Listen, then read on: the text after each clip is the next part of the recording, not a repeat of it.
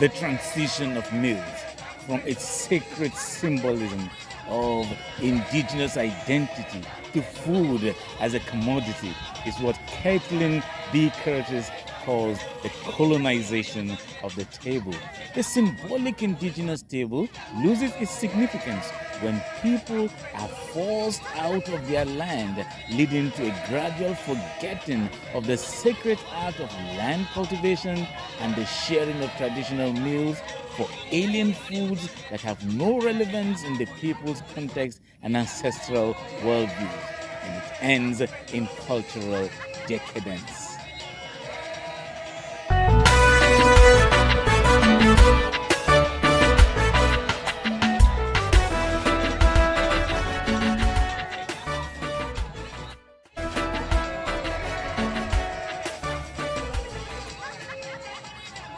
Hello everyone, welcome to Indigenous Perspectives, Rethinking Our Thinking with Edward Senman Mugi.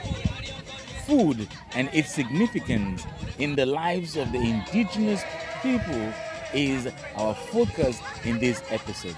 We will explore how indigenous meals are symbolic of cultural heritage and identity formation through the recollection of the stories that enhance the integration of all that constitutes traditional or ancestral values during mealtime. Welcome back. Meal times for the indigenous peoples are not times for filling the stomach with all that one needs for survival. It is a moment of communion, family reunion, history, recollection, and reconnection. Meals bring the people to share and relieve all that unites them as they enjoy the dishes that have sustained their ancestors and serve as the media to learn and reminisce about their deity's blessings. Food reminds the people of divine providence and sustenance, since abundance connotes ancestral and divine blessings. For the indigenous people, food serves as a symbol of identity and fruitfulness of the land and the people's hard work. Certain indigenous foods go with some salient ceremonies of the land.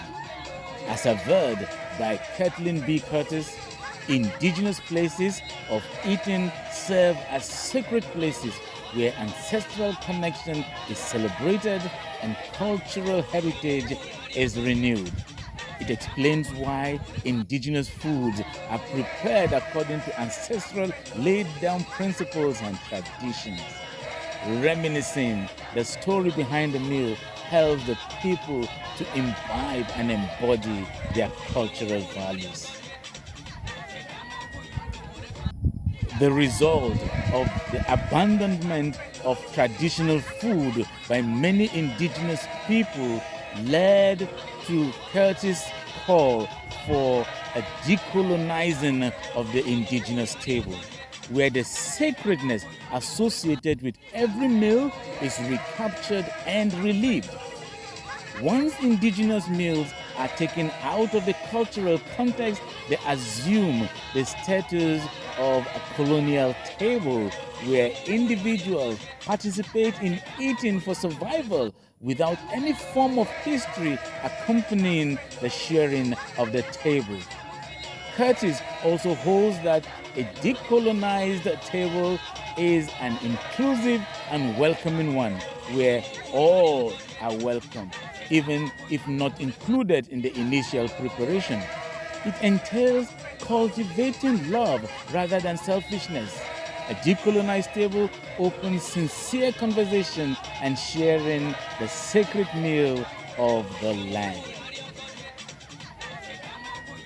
Indigenous foods are valued for their health benefits due to their organic nature. They are mainly roots, nuts, grains, vegetables, games, fish, and edible insects. The healthy value of traditional food is underscored within the context of the essential indigenous virtue of the well-being of the universe. For the people, the aroma of their delicacy brings so much to mind. like shared cultural values associated with partaking in the meal. It enables connection with the land such that not enjoying their traditional meals is experienced as disconnection and estrangement from the land and the people. Elochukwu Eugene Uzuku, a Catholic theologian, in an article titled Food and Drink in Africa and the Christian Eucharist, holds that most of the principal foods of Africa come from outside, like the Americas and other places. These include corn, maize, beans, fonio, peas, cassava, sorghum, etc., with wheat principally from Africa. The foods have become indigenized and are used in indigenous rites, rituals, and ceremonies.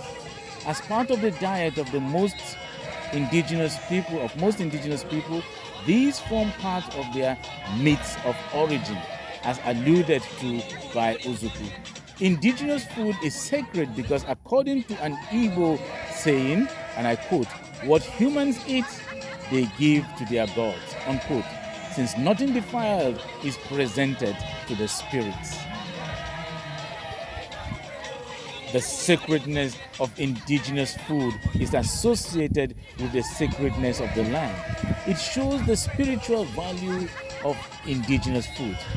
Quoting a Bambara adage associated with rebellion leading to the desecration of the land, especially by a wife, from Germain d'Étalin, and I quote, "All land is impure except cultivated land," unquote. Uzuku shows the importance of food production by indigenous people. The sacredness of indigenous meals is symbolized by the sense of wholeness that accompany their cultivation on the land regarded as mother. According to Jerry Cross, a elder, and I quote, "Our food is our medicine. Our food is healing. Our food brings everybody together. Our food creates family bond when you eat it together. It triggers memories of long ago.